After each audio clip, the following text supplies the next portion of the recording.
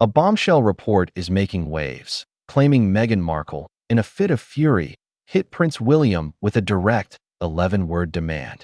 It's an allegation so explosive it threatens to shove the royal family right into a new crisis. This isn't just another tabloid headline. It's a story that cuts straight to the heart of the fractured relationship between the Sussexes and the future king, painting a picture of a fiery confrontation and a monarchy on the brink. So what's really going on? In this video, we're digging into the alleged ultimatum that has the press in a frenzy. We'll trace the claims back to their source, peel back the layers of speculation, and separate the facts from the fiction.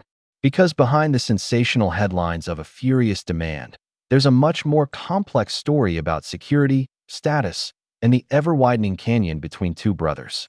What truly happened? Let's find out. The story dropped with the kind of force we've come to expect with any news involving the Sussexes. Headlines screamed about a furious showdown and a line drawn in the sand by Meghan, delivered straight to William. The entire story hinges on an alleged 11-word demand, a phrase so specific and charged, it instantly grabbed everyone's attention. It hints at a moment of raw, unfiltered conflict, tearing right through the carefully polished veneer of royal protocol. According to the initial reports, this wasn't just some squabble. It was framed as an ultimatum, a non-negotiable term that would kick off a dangerous new phase in the royal feud. The timing is supposedly critical, linked to talks about Prince Harry and Meghan Markle making a potential trip back to the UK for a big event, the one-year countdown celebration for the 2027 Invictus Games in Birmingham. The Invictus Games have always been Harry's passion project and a huge focus for the couple. But according to tabloid insiders, Meghan's attendance wouldn't come cheap. This 11-word demand was presented as the capstone on a much larger list of preconditions, a list so demanding it reportedly left the palace completely stunned. The narrative was clear. Meghan was taking charge and laying down the law, not to some aide, but to the future king himself. This idea of a direct, personal clash is powerful. It skips the usual back channels, the private secretaries and palace statements, and suggests things have gotten personal. But as we dig into this, it becomes clear that a single, 11-word outburst might be a dramatic oversimplification.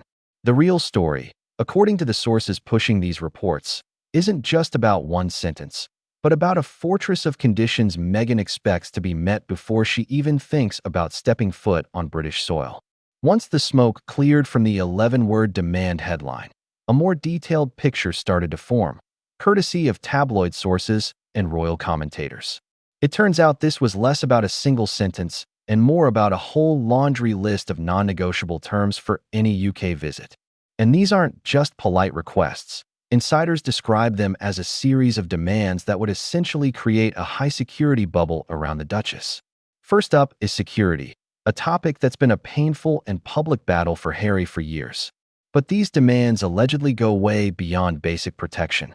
Sources claim Meghan is insisting on 24/7 police protection, a dedicated fleet of luxury cars, and a full police escort from the second her plane lands. It gets even wilder. The security needs reportedly extend to the venues themselves, with insiders alleging she wants bulletproof glass at all public appearances for the Invictus event and a constant perimeter of armed guards. As one source put it, the plan isn't asking for protection, it's asking for a fortress. The second layer of demands, according to these reports, is all about accommodations and privacy. Apparently, Meghan has requested that 4 entire floors of the Hyatt Hotel in Birmingham be completely shut down for her use. This condition comes with an even more jaw-dropping claim, that hotel staff would be instructed not to look at her directly. That detail, true or not, paints a picture of a visit governed by total control. And then there's the most symbolic demand of all, the title.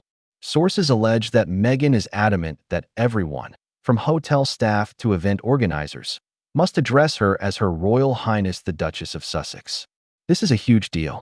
The use of HRH was officially shelved by the couple as part of the Sandringham Agreement back in 2020 when they stepped back as working royals. To demand its use again, even unofficially, would be a direct challenge to the terms of their exit. To top it all off, it's claimed she plans to fly in her own entourage. We're not just talking about a personal assistant. We're talking about her own chef, her own hair and makeup team, and a PR staff so big they'd need 4 separate rooms for themselves. Put it all together, and these alleged conditions turn a potential charity appearance into a massive logistical operation, all designed to make sure her comfort, security, and status are upheld to her exact standards.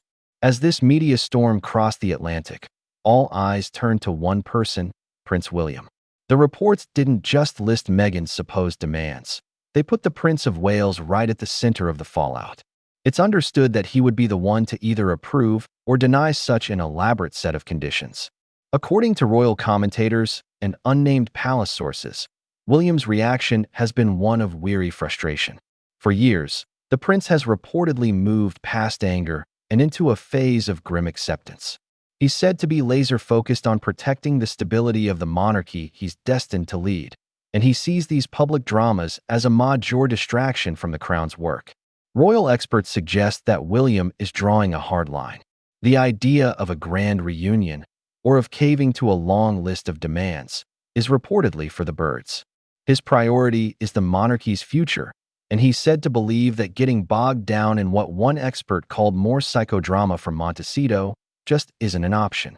He's done litigating the past. This supposed standoff puts King Charles in a tough spot, caught between his sons. But William is reportedly championing the institution with molten anger, seeing no reason why the monarchy should facilitate a lifestyle that's so at odds with the life of service he and Catherine have chosen. The message is clear. Harry and Meghan chose to leave, and that choice has consequences. The confrontation, whether it happened in an 11-word outburst or not, has reportedly solidified William's position. He's the gatekeeper, and his stance is simple. The institution comes first. He's said to be past the anger and is simply not bothered with the drama anymore. This isn't just about one visit. It's about setting a precedent for the future. And it's a precedent Prince William seems determined to control. Okay, this is where we have to cut through the noise. That 11-word demand is a great headline, but is it true?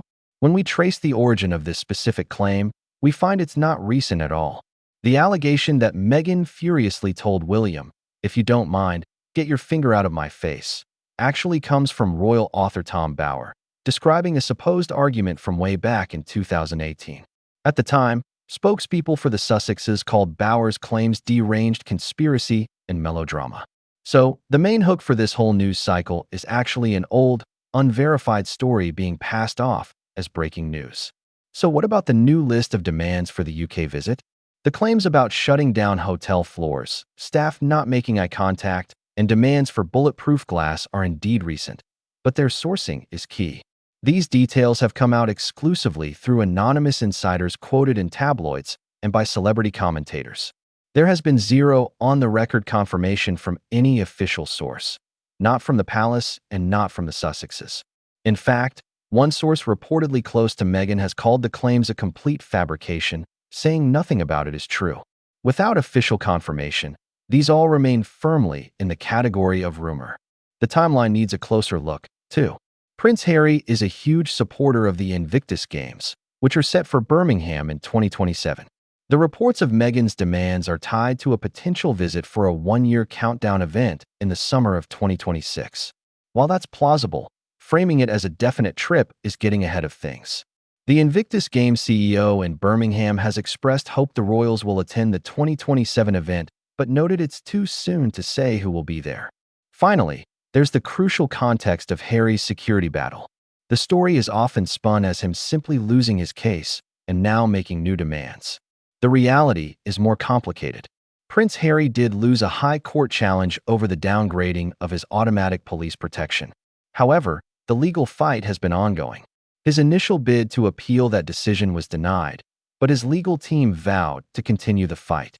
His security is assessed case by case for each visit, a process he feels is inadequate. His concern is very real and documented in court records, where he stated his children can't know their home country if it's not possible to keep them safe. So what have we actually found? The furious 11-word demand is an old anecdote, not a new crisis. The long list of new demands is based entirely on unconfirmed tabloid reports. And while the underlying tensions over security are very real, the current story appears to be a classic case of the royal rumor mill spinning old conflicts and unverified claims into a sensational new drama. So where does this leave us? Our investigation shows that the explosive headline about Meghan's furious 11-word demand is built on some very shaky ground.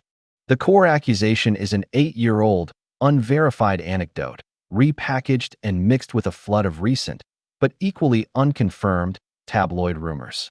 We've seen that while a source close to the Duchess has flatly denied these new claims, the story keeps driving headlines. What's undeniable, though, are the very real fault lines this story highlights. The tension over Prince Harry's security isn't a rumor, it's a documented legal battle. The disconnect over their royal titles isn't speculation, it's a direct result of the 2020 Sandringham Agreement. And the emotional distance between Prince William and Prince Harry isn't a tabloid invention. It's a sad reality that both brothers have acknowledged in their own ways. These unverified reports, whether they're true or not, thrive because they tap into these real, underlying conflicts. They paint a picture of diva-like demands on one side and a cold, unyielding monarchy on the other. The truth is probably far more nuanced and far more private. But now, I want to hear from you. What do you make of all this? Do you think these reports of extravagant demands are credible, or are they just a calculated media narrative? Are the security concerns a reasonable precaution, or are they a step too far? And most importantly, do you think a real reconciliation between these two brothers is even possible at this point? Leave your thoughts in the comments section below. We read every single one. If you found this investigation helpful, please give this video a like. And if you haven't already, subscribe to our channel and hit that notification bell for more deep dives into the latest royal news. Thanks for watching.